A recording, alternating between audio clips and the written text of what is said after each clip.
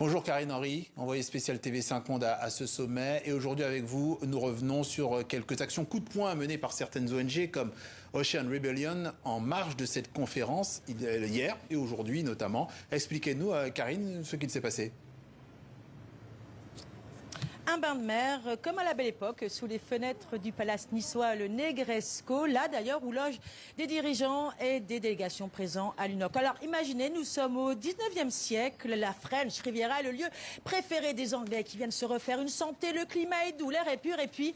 Près de 2 siècles plus tard, la mer Méditerranée est souffrante et ceux qui s'y baignent, eh bien, écoutez, tombent malades. Alors, c'était une performance artistique d'Ocean Rebellion, vous l'avez dit, pour dénoncer le temps qui passe, l'inertie politique et disent ces militants écologistes l'hypocrisie de la conférence des Nations Unies sur l'océan. Alors, cette opération n'a pas fait de vague, mais en revanche, hier, quand ces mêmes militants ont voulu se grimer en Emmanuel Macron, eh bien, la police les a cernés très rapidement. Une opération qui n'a pas fait de vague, vous avez dit. Concernant le bateau Arctic Sunrise de Greenpeace, on le savait indésirable, a-t-il finalement réussi à accoster à Nice ? Écoutez, il a tenté de résister ces derniers jours.